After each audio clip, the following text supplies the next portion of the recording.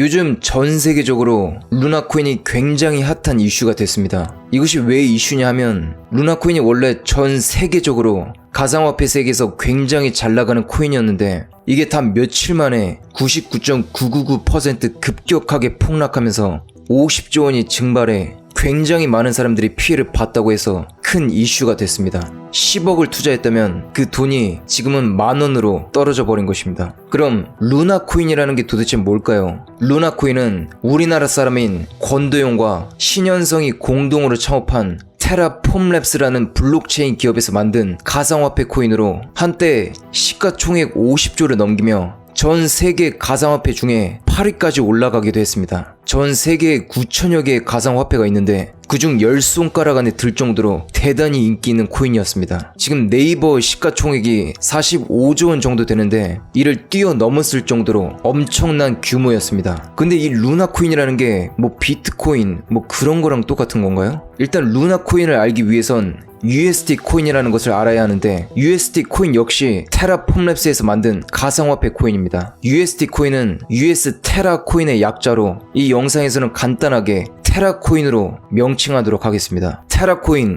루나코인은 비트코인과 똑같은 가상화폐이면서도 다른 종류의 코인입니다. 비트코인의 경우 변동성이 커서 가격이 수시로 막 오르락 내리락 하는데 이 테라코인, 루나코인은 스테이블 코인으로 스테이블이란 안정적인 것을 뜻하며 이것은 가격 변동성이 크게 없는 안정적인 코인이라는 것입니다. 근데 왜 사람들이 스테이블 코인을 쓰는 걸까요? 스테이블 코인을 가지고 있으면 코인 거래소 간에 교차 투자가 편리해집니다. 예를 들어 A 거래소에서 투자한 비트코인을 B 거래소에 있는 이더리움으로 갈아타려면 A 거래소에서 비트코인을 매각해 돈으로 되바꾸고 그걸 또 B 거래소에 집어넣어야 하고 그걸로 다시 이더리움을 구입해야 하고 이런 과정을 매번 거치기가 너무 번거롭습니다. 또 이런저런 과정에서 수수료 또한 많이 들게 됩니다. A에서 B로 코인을 바로 직방으로 갈아타기에는 내가 갖고 있던 코인이 가격 변동성이 너무 심해서 송금하는 와중에도 가격이 변할 만큼 너무 불안정합니다. 그래서 스테이블 코인 없이 쉽사리 교차 투자하기가 쉽지 않습니다. 근데 스테이블 코인을 암호화폐 지갑에다 충전해 놓고 그걸 가지고 이 코인 저 코인 샀다 팔았다 하면 되니까 번거로운 절차를 거치지 않고 바로바로 거래소를 갈아탈 수 있으며 비트코인처럼 가격 변동이 심하지도 않아 여기서 저기로 옮겨 타는 동안에도 가격이 안정적으로 유지되어 있다는 장점이 있습니다. 스테이블 코인은 이렇게 절차를 간소화하여 소모되는 비용과 시간을 크게 줄여주는 역할을 해줍니다. 두 번째 스테이블 코인의 장점은 코인 은행에 스테이블 코인을 예치해두면 높은 이자 수익을 얻을 수 있습니다. 스테이블 코인 중에 하나인 테라코인의 경우 테라의 코인 은행인 앵커 프로토콜이라는 곳에 테라 코인을 사서 예치해두면 연 20%의 이자 수익을 준다고도 합니다. 근데 이것이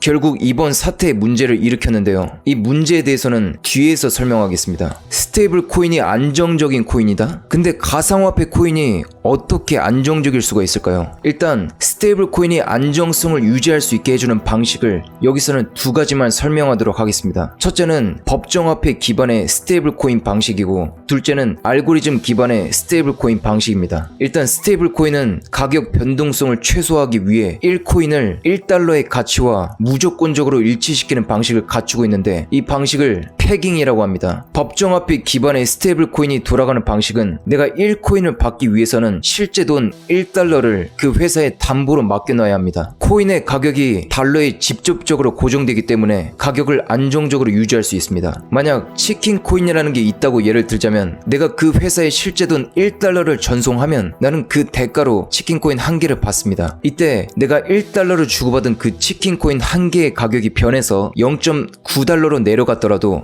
나는 0.9달러의 가치로 떨어진 이 치킨 코인 1개를 그 회사로부터 얼마든지 1달러로 교환받을 수 있습니다. 왜냐면 이 코인의 시스템은 1코인은 1달러와 무조건적으로 동등한 가치를 지니게끔 하는 방식으로 설정해 놨기 때문입니다. 이 시스템 속에서 계속 차익 거래가 이루어져 결국 치킨 코인의 가격은 1달러에 수렴하게 되는 것입니다. 자, 이제 둘째, 알고리즘 기반의 스테이블 코인 방식이 중요한데 이번 사태의 주인공인 테라코인, 루나코인은 이 알고리즘 기반의 스테이블 코인입니다. 이 알고리즘 기반의 스테이블 코인은 법정 화폐를 담보로 코인을 발행해 주는 것이 아닙니다. 실제 돈인 법정 화폐를 담보로 하는 방식은 회사가 1코인을 발행하기 위해서는 그에 상응하는 실제 돈 1달러를 회사에 실제로 예치해 두고 있어야 합니다. 그러니까 회사는 언제든지 1코인을 1달러로 투자자들에게 교환해줄 준비가 되어 있어야 하는 것입니다. 그래서 그 예치해둔 돈을 어디 다른 데 마음대로 쓰지 못하도록 해야 하는 것입니다. 그럼 코인과 실제 돈을 꼭 1대1로 담보 잡아놓지 않아도 되는, 담보물 없이도 코인의 가치를 항상 1달러로 고정시켜 놓을 수 있는 그런 스테이블 코인을 만들어낼 수는 없을까 하는 아이디어로부터 이 알고리즘 기반의 스테이블 코인이 생겨난 것인데요. 그런 알고리즘 기반의 스테이블 코인 중에 하나가 이번 사태의 주인공인 테라코인인 것입니다. 테라코인이 생겨나면서 그에 뒤따라 루나코인이 탄생했습니다. 루나코인은 테라코인이 항상 똑같이 1달러의 가치를 유지하도록 도와주기 위해서 태어난 동생 코인 같은 것입니다. 루나코인이 담보가 되어 테라코인과 교환받을 수 있는 구조인 것입니다. 테라코인과 루나코인은 서로의 상호작용을 통해 항상 1달러를 유지하게끔 하는 알고리즘을 형성합니다. 테라코인 한 개는 1달러의 가치를 지닌 루나코인 한 개와 항상 똑같은 가치로 취급하도록 되어 있습니다. 만약 테라코인이 0.9달러로 가격이 내려가게 되면 투자자는 테라 시스템에 가서 이 테라코인을 1달러 가치의 루나코인으로 바꿔주세요 할 수 있는 것입니다. 테라코인 한 개는 1달러 가치를 지닌 루나코인 한 개와 언제나 똑같이 취급하도록 되어 있으므로 테라코인의 가격이 얼마나 내려갔던 간에 투자자들은 얼마든지 테라코인 한 개를 1달러 가치의 루나코인 한 개로 교환받을 수 있는 것입니다. 그렇게 0.9달러 가치의 테라코인을 갖고 있다가 1달러 가치의 루나코인으로 바꿔왔으니 투자자는 0.1달러를 벌게 된 셈입니다. 그러니까 당연히 투자자는 이득을 보기 위해 테라코인의 가격이 1달러 밑으로 내려가게 되면 얼른 테라 시스템에 가서 1달러 가치의 루나코인으로 바꿔오게 되는 것입니다. 이때 투자자가 테라 시스템에 갖고 온 그 테라코인은 소각됩니다. 투자자들이 자기가 갖고 있던 테라코인을 다들 루나코인으로 바꿔가 버리고 그 테라코인은 시스템에서 소각되므로 시중의 테라코인은 유통량이 줄어 개수가 적어지게 됩니다. 그럼 희소성의 원리에 의해 시중의 개수가 적어진 테라코인은 가격이 올라가게 됩니다. 그렇게 0.9달러로 떨어졌던 테라코인의 가격은 다시 1달러로 회복하게 됩니다. 그렇게 가격이 올라가다가 이번에는 반대로 테라코인의 가격이 1.2달러로까지 올라갔다고 해보겠습니다. 테라코인의 가격이 얼마나 올라갔던지 간에 언제나 1달러의 가치를 지닌 루나코인과 얼마든지 교환해 주도록 돼 있으므로 투자자들은 자기네들이 갖고 있던 1달러 가치의 루나코인을 테라 시스템에 갖다 주고 그 대가로 1.2달러 가치의 테라코인으로 교환받게 되는 것입니다. 그럼 투자자들은 0.2달러를 벌게 된 셈입니다. 이렇게 투자자들이 루나코인을 갖고 있다가 다들 다시 테라코인으로 바꿔가 버리니 시중에는 다시 테라코인의 유통량이 늘어 개수가 많아져 테라코인의 가격이 다시 내려가게 되는 것입니다. 그렇게 해서 테라코인의 가격은 다시 1달러에 수렴하게 되는 것입니다. 이런 식으로 끊임없이 지속되는 투자자들의 차익거래를 통해 시중의 테라코인 공급량이 줄었다 늘었다 하면서 테라코인의 가격이 1달러에 안정적으로 유지되게 되는 것입니다. 근데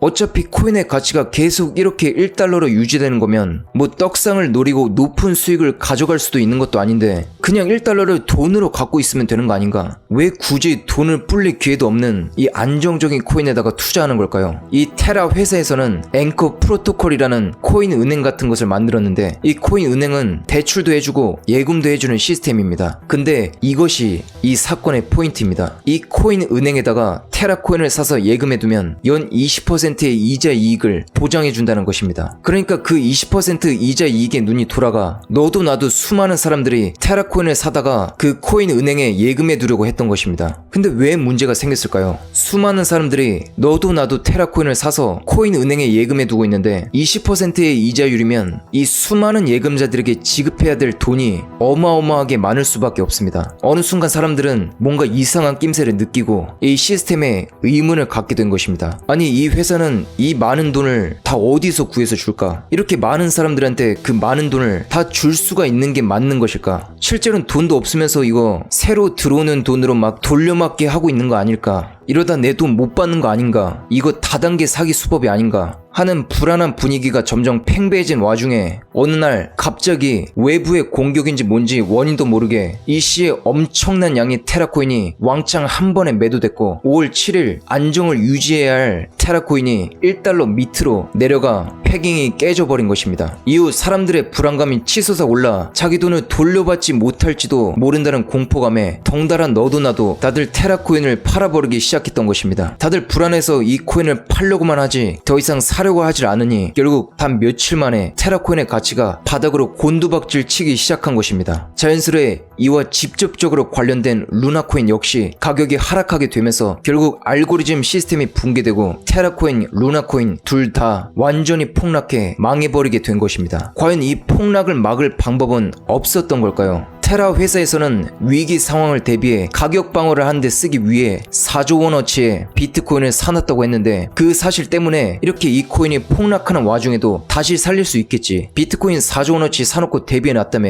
뭐 다시 올라가겠지 하며 이 폭락하는 코인을 매수하는 사람들도 있었다고 합니다. 하지만 어느 날 밝혀진 사실은 비트코인 3조 8천억 원 정도가 테라 코인의 가격 방어를 위해 이미 모두 소진된 상태이고 그럼에도 폭락을 살리지 못했다는 것이었습니다. 이것이 사람들의 피해를 더 키운 꼴이 된 셈입니다. 그래서 이 사건이 어떤 영향을 끼쳤을까요? 이거 자작극이 아니냐, 사기가 아니냐 라는 말도 많은데 아직은 무엇이 사실인지 확실히 밝혀지지는 않은 상황입니다. 이 테라폼 랩스의 대표 권도영은 이번 사건으로 자신이 이익을 본 것은 없으며 폭락 위기에도 자신은 테라와 루나를 팔지 않았다고 강조했습니다. 루나 코인으로 피해를 본 사람의 숫자는 국내에서만 20만 명이 넘는 것으로 추산되고 있습니다. 이 사태로 피해를 본 투자자들은 테라 폼랩스 대표 권도영과 공동 창업자이자 팀원의 설립자이기도 한 신현성을 사기 혐의로 고소했습니다. 한동훈 법무부 장관 취임과 동시에 부활한 금융증권범죄합동수사단이 첫 사건으로 루나 테라코인 폭락 사태에 대한 수사에 착수했습니다. 하지만 가상화폐라는 것이 새로운 영역이어서 과연 법적 책임을 제대로 물을 수 있을지는 아직 미지수인 것으로 보입니다. 그래서 과연 상황이 앞으로 어떻게 될까요? 미국 재무부 장관 제닛 옐런은 스테이블 코인 규제의 필요성을 재차 강조하고 있는 중입니다. 다수의 미 의회 의원들도 다들 우려를 나타내고 있는 상황입니다. 권도영 대표는 많은 사람들에게 고통을 주게 되어 비통하다, 남아있는 자산으로 피해를 보상하고 앞으로 새로운 코인을 또 발행하겠다고 하는데 이미 사람들의 반응은 싸늘합니다. 앞으로 상황이 어떻게 될지는 계속 지켜봐야 할 것입니다. 다음 영상에서는 더욱더 흥미로운 내용들로 찾아뵙겠습니다. 감사합니다.